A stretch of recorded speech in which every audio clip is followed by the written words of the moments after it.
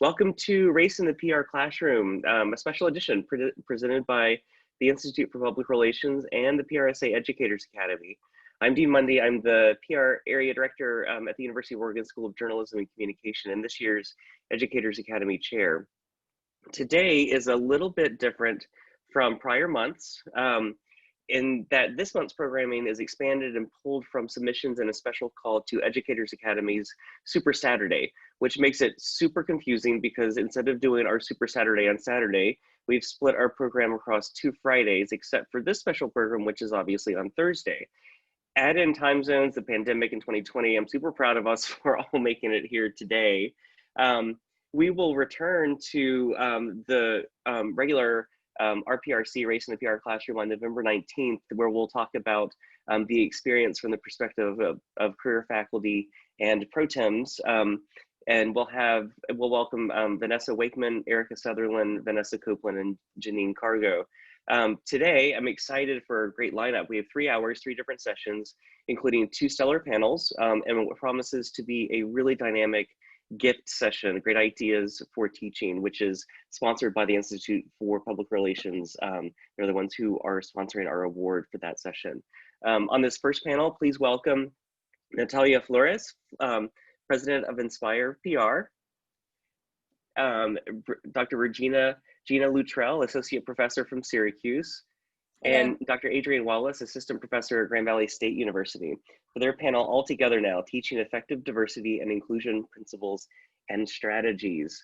Because this is a webinar, if you would like to ask a question, please do so in the chat, and we will monitor those. And without further ado, I'll go ahead and turn it over to Adrienne. Great, thank you. And Gina's going to share her screen here. I did. Can you see it? Yeah, can you just make it your whole? I know, I'm getting there. I don't know why. I just am always amazed that this even works. It's just like when I hop in my car and my radio can play my phone. It's just like a miracle every time. Is that better? It's about, I don't know why it's not doing the present mode. Interesting.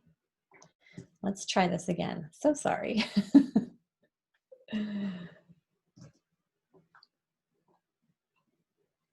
Is that better? That's as big as I can make it. That is fine. We'll go with that. Okay. All right. Thank you. Yeah, of course. So welcome everybody to All Together Now, Teaching Effective Diversity and Inclusion Principles and Strategies. Of course, I'm Adrienne, and you've met my 2 collaborators and co-conspirators. You'll learn a little bit more about them later. I just wanted to thank IPR, PRSA, and everybody who registered. This has been a real great experience for us, and we're really excited to see you again too in the gift in another hour or so. So I wanted to just give you a quick overview about what we're going to be doing here today. We'll introduce each other, and then we have our purpose of this, the discussion of the diversity and inclusion principles in the classroom, some activities, a Q&A session, and then of course we have some resources for you to take that I think Nikki is just going to end up emailing out because this is a webinar instead of sharing it in the chat. So be ready for that. So Natalia, would you mind introducing yourself? Hey everyone, my name is Natalia Flores. I was a student 20 years ago at Florida International University. So if you knew the late and great William C. Adams, I'm one of Bill's kids. I was active in PRSSA, and I continued with PRSA in Miami, in Charlotte, and also now with HPRA of the Carolinas. I have been in the communications industry for about 20 years, and my focus has been on internal and external communications, community relations, and D&I strategies. So my emphasis has always been making sure that communications efforts have a D&I lens onto it. So I'm happy to be here. Awesome. Gina, do you want to give a crack at your own intro? Sure, I will introduce myself. So I'm a professor of public relations and social media at Syracuse University. And I am the interim director of our graduate program, and also I direct our W2O Emerging Insights Lab. I think, you know, I've started to incorporate a lot more diversity, equity, inclusion, and accessibility in our classroom. And so I'm really excited to share with you today some of the principles that we're doing at Syracuse and with my colleagues. So thank you for having me. And then look at there I am. So I'm an assistant professor at Grand Valley State University. I also do quite a bit of work with the PRSA Educators Academy, and I lead their social team. I'm the PRSA advisor, the Grand PR advisor, and I do quite a bit of local politicking. So here's what we're doing today. So today, as public relations practitioners, it is our responsibility really to bring to the top of our minds diversity and inclusion at every step. If we're not doing it ourselves and practicing it that way, then our students aren't getting it from us either. So then as professors, we also need to educate this sort of next wave of practitioners to have maybe better mindset than we started with, right? I think that even if you consider yourself a very conscientious person, there's still room for us all to grow in this space. So our purpose here in this is to help you think about this idea of diversity first in your campaigns and in your classroom as you're teaching students so that they think diversity first when they're in their first job. So what we'll basically do here is talk about some experiences, introduce a tool, and then try to field any questions that you have surrounding how to better implement DE&I initiatives into your classrooms, into your students, and then into the future of the workforce. And just to add also, we're going to show you a really quick case study that Natalia led that incorporates that diversity first lens. Yeah, and so just so that we have a little bit of engagement, we knew that since this is a webinar, it's a little bit hard to kind of like see that there are other people involved here, but we do have quite a few people on this webinar. So we're going to we have these two sort of sections. We have questions that we'll ask each other on the panel, and then we would also like you to be involved. So there are two ways that you can do that. When we get to a slide like this that says in chat discussion, go ahead and drop a question, a comment, your idea, anything that you do or whatever it asks in there. If you're okay with that publicly, it can go in the chat. If you would rather keep it private, you're able to do that anonymously in the Q&A section on the webinar features at the bottom. So the first one we want to introduce is when it comes to strategic planning courses, how do you incorporate diversity and inclusion into your lectures? So if you want to go ahead and do a group share, community share, go ahead and drop your ideas into chat or into Q&A, and we can also bring those into the discussion in just a moment. We'll be sprinkling these in throughout our presentation here. So the panel question that we're going to lead with here is, Natalia, why don't you sort of break it down for us? We'll lead with you, and then we'll go to Gina about what diversity, inclusion, and equity means today in 2020. Sure, thanks. So diversity, a lot of times we think very narrowly that it might be like gender or race, but there's definitely a lot more layers to it. So you can think of things that you might be able to decipher just by looking at someone, and then there's definitely more levels that you can't just guess by just looking at someone. And when we say diversity, we also, we're not just thinking about race, gender, religion, sexual preference. We're also thinking about diversity of perspectives, diversity of thought. And so you'll hear a little bit about that as we go through the presentation. And then from the inclusion standpoint, you know, do people feel valued, welcomed within that specific setting? So are you being inclusive in your space? Are you creating an inclusive environment? And then the concept of equity for us is really to ensure that everyone has access to the same opportunities. And that means you do have to recognize that there's advantages and disadvantages to individuals, and there might be privilege involved as well. So that's just a quick top level overview on what the terms mean to us and how we'll be using them today. And I'll add to that, because this is probably one of my favorite ways to illustrate equity, equality, inclusion, and I also added justice to this. So I have a couple of ways in the classroom that I explain this to my students, but this was probably one of my favorite because it was so visual. So inequality is unequal access to opportunities. So you see on one side you have a child and they're able to catch the apple because the tree is bending their way, but the other child doesn't have that opportunity.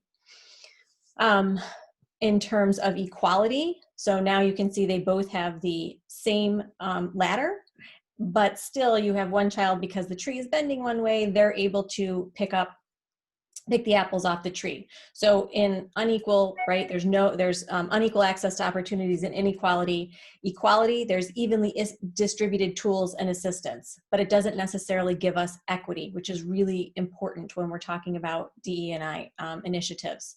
So in this third image, we can see that now they both have ladders, but the child on the right, it's a little bit taller so that they can reach the apples on that side of the tree, because again, the tree is leaning, right? And then justice is fixing the system to offer equal access to both tools and opportunities. And I think as educators, particularly in public relations, because we are developing so many campaigns, whether it's social media, direct mail, traditional public relations campaigns, we always have to keep these areas in mind, whether it is the type of language that we're using, the type of images that we use, from the research, from the very, very beginning, the research that we are collecting, are we incorporating areas of diversity, equity, and inclusion? So this is just something I share in my classroom, and I'm happy to share the slide deck with you so that you can have any of these materials. So our next question is something we get asked a lot, because the three of us talk about this subject a lot, but do you have to be a certain person to call for or teach equity, diversity, and inclusion? And before I throw it over to Adrienne and Gina, I'll just say that my trajectory has always been focused on multicultural marketing. So it's been my job. However, as a communicator, that should always be my job. An inclusion lens.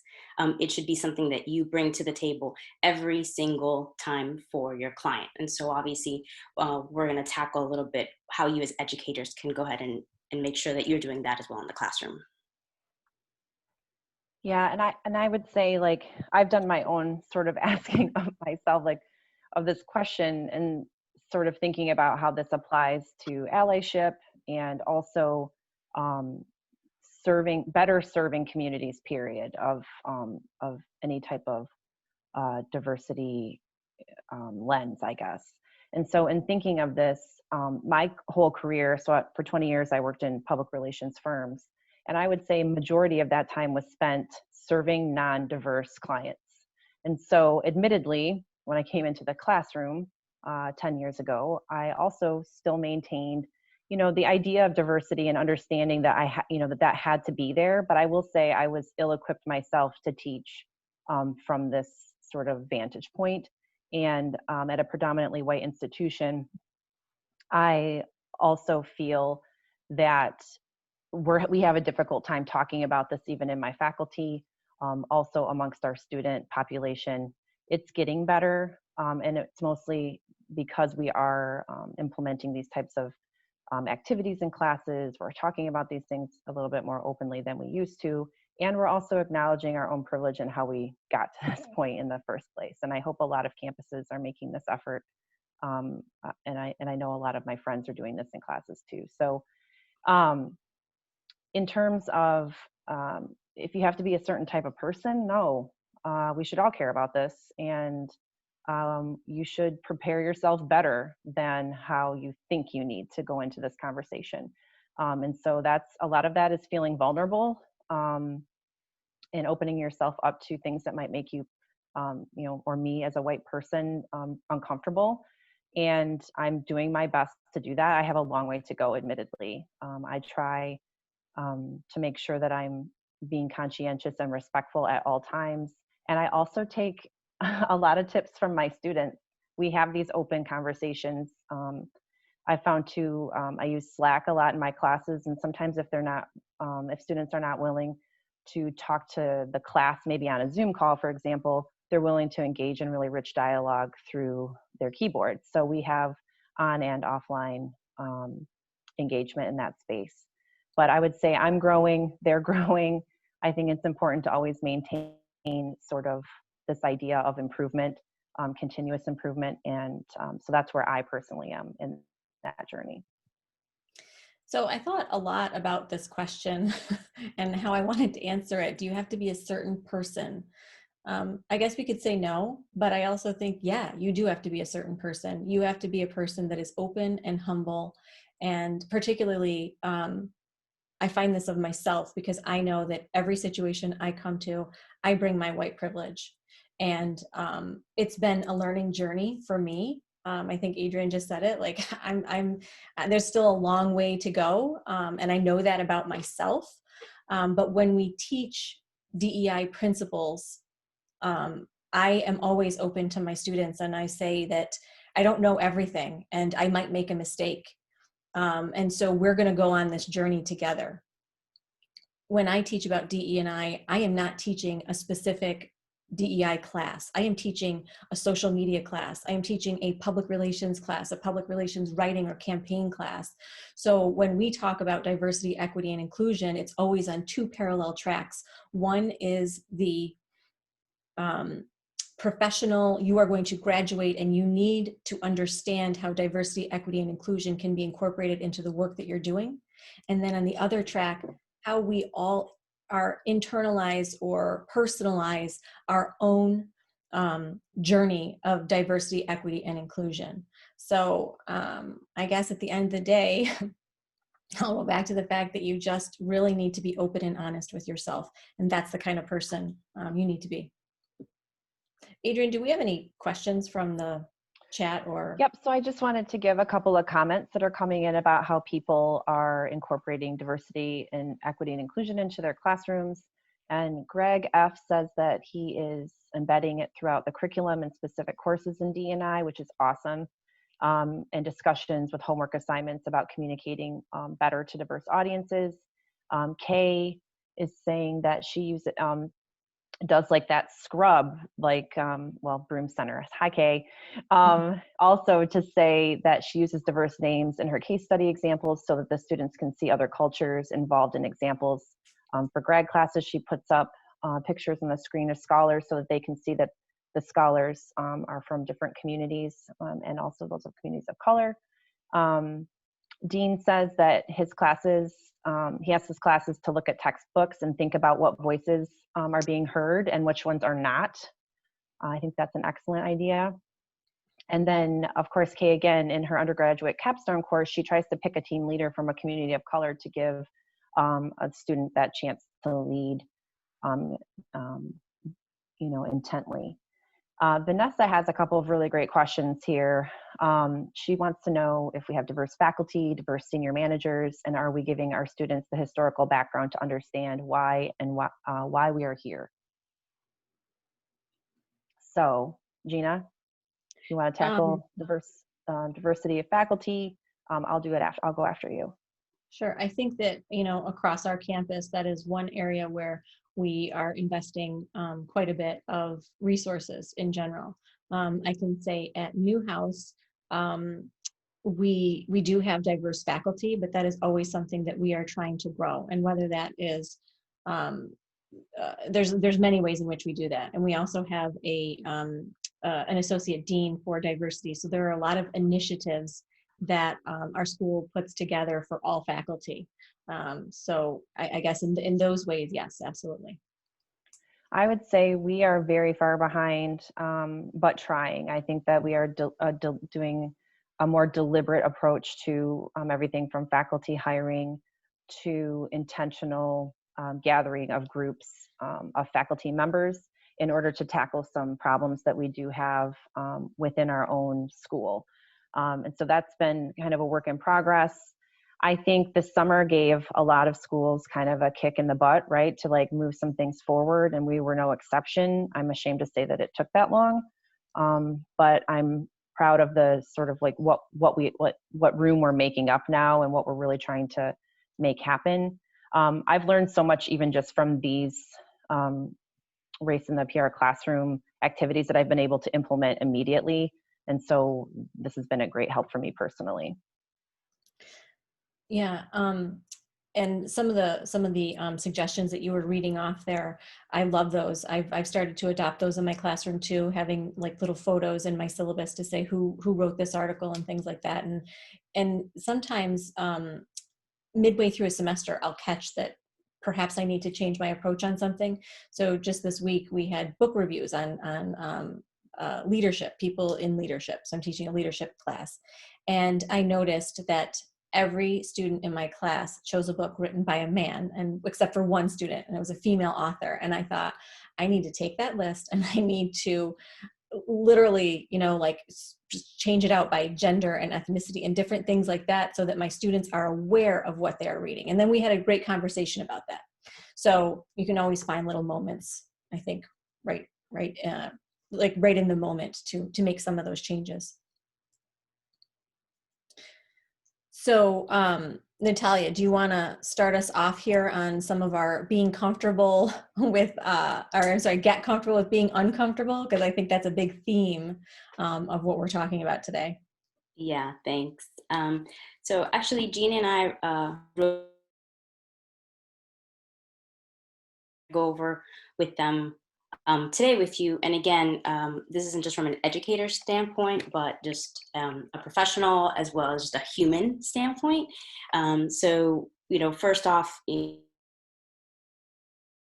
we're asking you to check your biases at the door. Your biases, whether they're conscious or unconscious, have a direct impact on your communications. So as students, if you can capture that from the get-go, then you just frame everything a little bit differently. And then this is nothing new, but words matter, right? Are we using them wisely? And making sure that it isn't just this one time, but rather everything that you're creating, you want to have an inclusive lens on it, because every communications that you put out there, whether it was your intent or not, can be seen or heard or viewed by another segment of the population that maybe was not your intended audience. And I think that's where a lot of companies get in trouble, because of words or images that they may have used. And then this seems really simple, but you would be very surprised. Look around the table. Does everyone look like you, right? Does everyone work in the same department? Are different perspectives represented here? Does the audience that you are trying to reach, is their voice even in that room? Looking at the strategy and tactics through different lenses. And again, a picture's worth 1,000 words. So representation does matter, whether that's a course, a group project, whether that's the speaker that you chose, whether that's the campaign that you're looking at. I think that's really important from a representation standpoint. And then I would also say, and I'll let Gina cover a couple of the other ones, but, speak up. Part of creating a diverse and inclusive environment is advocating for others, whether their voice is in the room or not. If they're not, then speak up on their behalf. If they are, amplify that voice so they aren't the one in the room. And you can control those conversations, right? Making sure that you're an ally as well. Yeah. And in terms of speaking up, this is a conversation that I often have with my students, because they're going to be entering a workforce where they might not necessarily feel comfortable because they're entry-level practitioners. And so we often will or express or share, especially if I am new. So I think that as educators, it's our responsibility to help our students find their voice a little bit. Expanding your network, getting to know people that you wouldn't necessarily work with or know, or, when we take on clients in our campaigns class, I always have our students, well, prior to COVID, we would have our students go out into the community and meet the people that we would be working for and get to know the environment. Especially this is if your clients are local. A lot of times our clients can be local. Sometimes they're not. And so you can do some of these things on video and in different ways, right? So just to understand, ways to get to know other people outside of the people that you always know.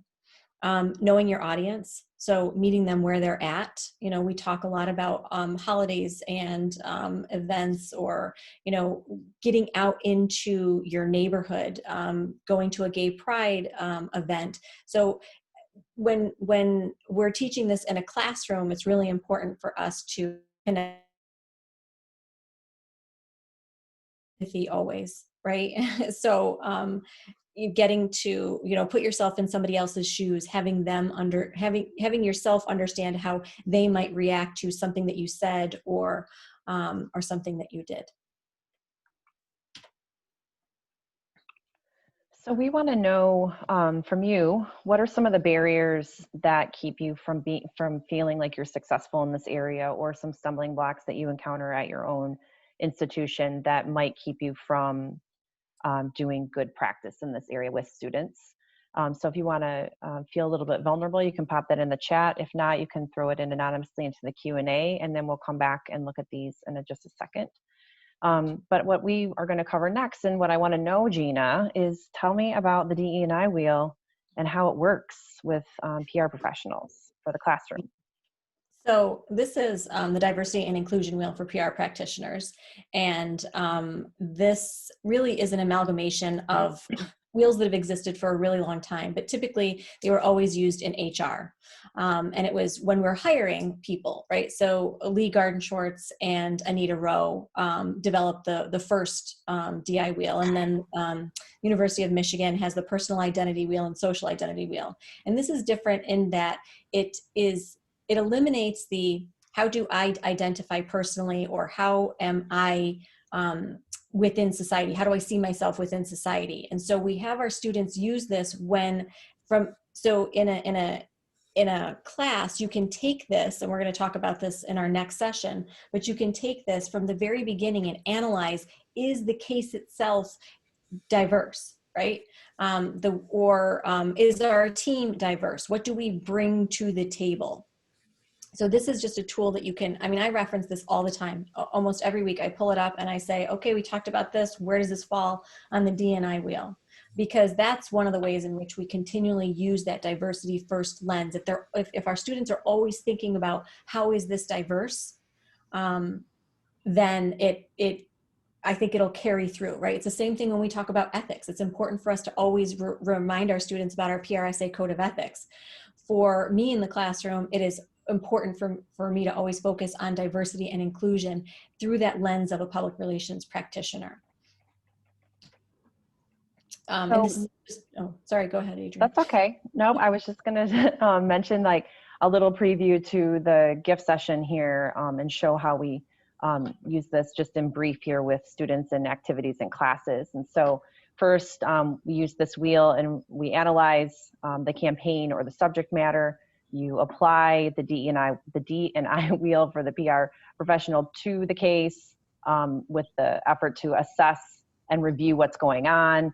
Obviously, you want to have a class discussion and then have them reflect on this. Sometimes we'll do this, and initially how we presented this activity in our own classes was that we had them write their own diversity, equity, inclusion statement, and then also we have them assess the diversity, equity, inclusion policy of the company and see, like, are things going correctly? Are they going right? Are they walking the walk and doing what they say they're going to do? Just recently, I actually was asked to take, after this article ran in PR Week, or in PR Daily rather, I took this idea of assessment, and I went into a PR firm and they asked me to take a really simplified rubric essentially and assess some of their existing client activity and some of their previous client activity to come up with some potential educational points or areas could put some diversity inclusion money towards so that they could improve their entire staff. So this does have quite a few different ways that you can apply it, and we'll talk about a couple of those too in our gift session after. So, Natalia, are you ready to give me my favorite case in the universe? Because I can't wait to see this. I am. Okay, so this is obviously just one example that we wanted to share with you today. And a couple of quick notes. One, Hispanic marketing and multicultural marketing for many companies, organizations, brands has always been an afterthought, right? You put together a campaign and then you go to someone and say, can you just do a simple voiceover in a different language and we're done. That's not exactly putting the D&I lens or approach first, right? But it's very common and it's very normal. In fact, a lot of companies are scared to even get their toes wet in this multicultural space.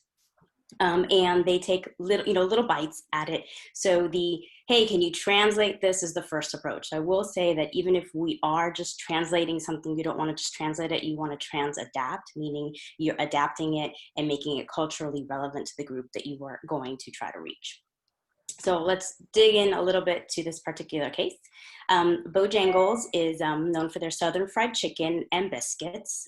They are in the southern region of the country, and they reached out to try to connect with the Hispanic population in those markets. Again, culturally relevant and memorable way. And again, we first only were doing translation. So it's very customary for a client to just want to do that. And so they gave us a chance to create an original campaign specifically for the Hispanic market. Now, again, this is an example with one particular segment group in mind. So that DNI wheel, we've selected what we're trying to reach. I will say that a lot of companies may not have the budget or resources to dedicate specific campaigns. So they will do that general market approach. And so when you're counseling clients or when you're talking about the general market moving forward, understand that it's pretty much minority majority. So the concept of general market being predominantly white is long gone. And so when you're doing something for general market, it will still reach a multicultural audience. So keep that in mind moving forward. And so for this particular case, the DNI first approach was used. And for us, it was very important to use these what we call cultural insights, right? So a couple of them that spearheaded the campaign. Class, and one of my students mentioned the Julie thing, and she's like, "Oh, one of my colleagues told me about what happened with Julie." Not sure what's happening. Candace, she explained. I think your volume's on. There you go. Okay, there you go. So a couple of the cultural insights that we used was that U.S. Hispanics over-index online, right, and across specifically social platforms. They prefer to consume media in Spanish or in language. They flock to Spanish language radio. More likely to visit QSR or food service locations if they're offering Spanish language advertisement. And then lastly, my favorite nugget is telenovelas, which are very popular in the Hispanic market. They're soap operas, but way more dramatic. And for us, that was a key cultural insight because it was pretty much pulling at the heartstrings of this particular community. And again, the goal really is, what are you doing to connect with your audience authentically, right? None of this should come across as not part of your brand and not part of the audience that you're trying to reach in an authentic manner. So what we did was created a campaign called El Sabor de la Pasión, the flavor of passion. The client had charged us with not just connecting in an authentic and memorable way, but showcasing their products. So here in this telenovela, the products are the characters. It's the savory food items that are the cast members in this particular series. We did four episodes. So if you're familiar with any soap operas, there's like cliffhangers and then there's more to come. So this is, perfect. And what we did was we incorporated different Spanish personalities to each of the items that we used, and including different accents or dialects for representing different countries in Latin America. And we also made sure that we offered English language captions so that no one would be left out and everyone could take advantage and understand what was going on in this storyline. So I believe, okay, next. Before we show you one of the episodes, we actually rolled out this campaign on Facebook, Pandora, and YouTube. Positive reviews and feedback, not just in the Hispanic segment, but everyone and anyone that has watched it has loved it, which is great. And then the kicker, besides having a happy client, is at least 12 industry awards, whether it was for creativity, for digital assets, or just being able to connect with the Hispanic audience in that authentic way.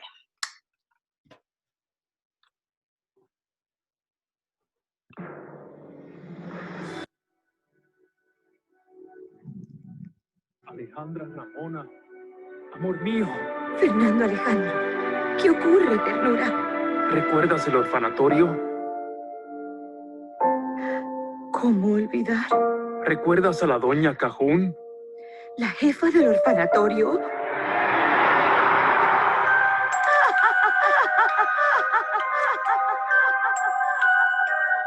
Pollita, tengo algo que confesarle. Doña Cajún es mi mamá. ¿Qué?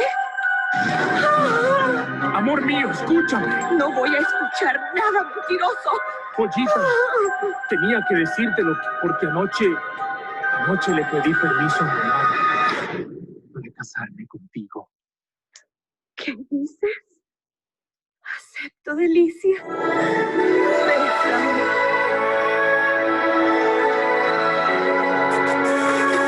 ¡Papá! Yo soy su papá y este matrimonio ocurrirá sobre mi cadáver. It's ball time. So that's the first episode, and with the cliffhanger, there are a few more. Amor mío. In the resource section, we have a list to that entire playlist. All right. Okay, so that was my spiel on the case study. I'm going to throw the ball over to Gina and Adrienne. What steps do you take to incorporate a D&I approach into your teaching? Before we jump into that, were there any questions that came through on the last chat, Adrienne, or? I put the ones that we could answer into the chat already, so. Oh, okay, all right, great. Good right now. So I think I talked about this already a little bit, what steps I take. I mean, everything, from the very first day in class, we talk about diversity, equity, and inclusion, and depending on what the class is and what the class overarching goals are, it is something that we bring to the forefront every single time we have a class discussion. At Syracuse, the Diversity First is woven throughout our entire curriculum. We hopefully, my fingers crossed, will have a specific diversity and public relations course that will be approved for next year. So this is important to us. It's important to our students. And so we are dedicating time and resources to making sure that the next wave of practitioners really understands the importance of what we're talking about. Adrienne? Yeah, so same thing. I mean, I feel like everything that I try to do, especially recently, is deliberate and intentional as possible. And so I think a lot of it has to do with how I just approach it and ask the students to approach it, right? It's one thing to just sort of like speed through and like read the obligatory like one chapter in any intro to PR book. And then there is actually like digging into it and getting a little bit dirty so that it can be expressed and people can articulate their own feelings and expose their own vulnerability to that. And I know it's like Brene Brown is like taken over because vulnerability, I've said like 10 times, but I do think that if I can show that that I'm learning and this is a work in progress and that I also care about this, which I do, and it's authentic, that also will help students be more open, I guess, to this concept. And I think what's so refreshing about this generation of students is that they are extremely open to all types of ideas, all types of experiences, and they have a tremendous amount of empathy. And I move these types of initiatives in the classroom forward. I think that deliberately choosing campaigns that express, this idea of diversity first, understanding how equity plays into the classroom experience, but also into the campaign, I think is something that you have to deliberately express. You can't just gloss over these things and expect them to understand, the students to understand, your passion about them or the importance of them. And so taking that extra time to really break down those barriers, but also in the very beginning, developing relationships with your students in that classroom or Zoom or whatever you're doing now in order to make it so that they can talk about those things. I think that was the first thing I really felt like I had to lay the foundation for was, are we able to have earnest and honest conversations together in my class? And so paving that way to let, people feel vulnerable and understand that that their words have meaning and matter and all those things that Natalia had previously mentioned about how to go about that, like in real life, right, apply to our classroom too. And so being able to communicate that in as many ways as possible, I think has been really important. And I think I'll just add one thing here. Sometimes when you are having these conversations, I let them go. And there's always room in a 15-week class where you can make up time if you're, you know, I guess I've started to feel as though if there's something happening that's really important and my students need to talk about it, we take the time to talk about it. And it's not so much, oh, we got to make sure we cover this today because this is what the syllabus says, right? We built in time for things like that. So I think that's another, I think that's something that we might have to learn, a learned behavior, especially if you're very new to teaching and you want to make sure that you're getting everything in that you have to get in for this class. But when we talk about DE&I, it's really important that there is true two-way communication and mindful listening. And it could be something about, sometimes my students and I, we go off on like this really great discussion path about a case study. And so that's what takes precedence that day.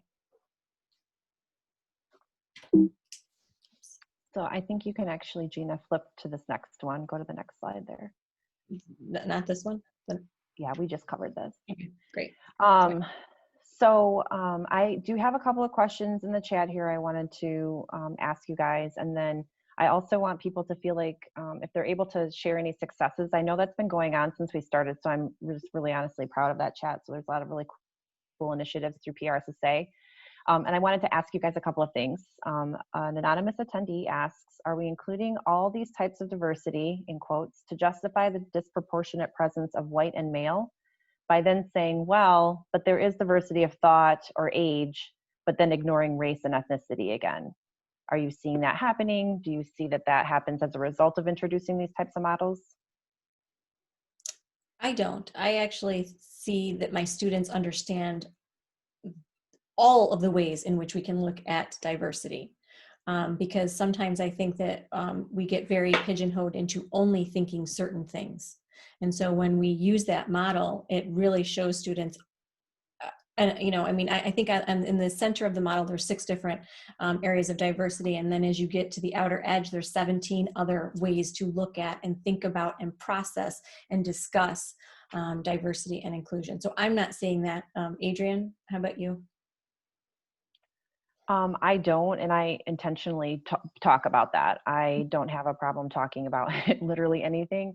So I think that part of that is just acknowledging what that person, the anonymous attendee put into the chat there. I think that part of it is acknowledging that that could be and that could happen.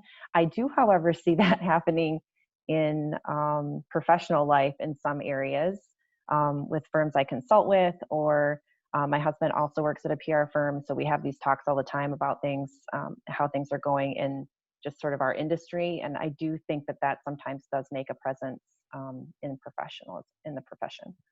Natalia? Yeah, I was going to say, once you create an environment that is inclusive, once you start creating and setting the tone, that you're not just trying to fill a box or a checklist. This isn't just, you know, someone from above saying we have to hire this person, we have to incorporate. You want those voices in the room, and you want those voices to have an open space to communicate as well. So I think once you start creating that environment, and even if the way in was maybe gender or race, and you start looking at the other aspects in that D&I wheel that Gina was mentioning, you start realizing how many gaps you probably have either within your organization, within that team. I have a lot of agency experience, and there's been fortunately, finally a shift in, you know, clients and brands demanding that their agency team be diverse, or a representation of the audience that they're trying to communicate and engage with. So again, we can keep that authenticity factor at play. And that goes, again, next layer, you know, in-house communications teams. What does that look like? Who's making those decisions around the table? I know we mentioned it earlier, but you're all professors, so you see all the things that have gone wrong, right? You have all those examples of, you know, how did this happen? Who let this pass? Who approved this? And the question becomes, who was in the room to approve that case, that campaign, that ad, that social media post? Who was in that room? Whose voice was not in that room, right? And moving from there, it's why not, right? Why were they not in the room? Why were they not represented, etc. But I think once you start opening up that can, and I think someone mentioned this is hard work. I agree with you. This is not easy.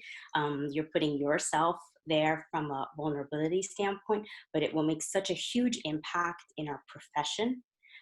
Because I'm out here and I get to play in this space. And I talk to students and I talk to professionals and I talk to educators. And at the end of the day, if you take away one or two, maybe three nuggets from what we're saying, is really just shifting that focus to D&I first approach and not having it an afterthought would make a huge impact in our industry later. There was another comment, or rather comment, after we were talking a little bit about like what are the barriers to doing this in your school or in your department, let's say, and somebody had commented that faculty can have a tendency to be kind of lazy, and this is hard work, which I think Natalia had just spoke to. So they don't want to do the hard work that it takes. What is sort of an antidote to this, Gina? You can't stop. You have to be, we talked about speaking up. Well, it's the same thing for us as faculty. We have to keep speaking up. If this is something that we are saying that is important and we have colleagues that are not recognizing that, then we owe it to our departments, to our universities, to our students to be the voice that says, no, we need to focus more time and attention on this. You know, I used to think like, well, I'm doing it in my class, so this is the best that I can do. But that's not good enough. It's really making it known throughout your department and your program. And so I think that's my best piece of advice. And I'll just add real quick. I know you guys just gave a couple of strategies in the classroom. And I know we're suggesting that you diversify, right, your speakers. Also, don't limit your speakers. And what I mean by that is do not bring on board a minority speaker to only talk about D, E, or I. You know, we can talk about social media. We can talk about media relations. We can talk about crisis communication. Don't just pigeonhole that one individual to only talking about diversity. They may or may not actually be able to, but showcase the diversity that those individuals may have in different types of roles. Yeah, good point. Yeah, and I think also have the discussions with your students when you do bring in somebody that is talking about a topic. When they're done, how are they diverse? Because it's more than their race, right? So their age. Are they a millennial? Are they a boomer? Are they an entry-level practitioner that's talking to you, or are they a C-level executive?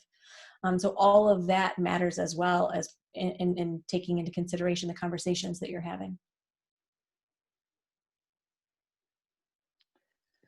All right, Dean, I think that we're ready to wrap this up here.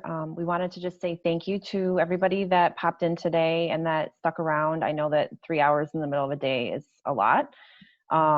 If you want to track down Natalia, you can do that if she's not on her bike training for something amazing at this email or on Twitter. Myself at the email in front of you or on Twitter. And then also Gina can be found at her Syracuse email or on Twitter as well. We will have Nikki send out like a resources guide that we put together for this presentation with some things that we do in our own classes. And then we'll just hand it back over to Dean. And I'm going to stop sharing so that, there you go.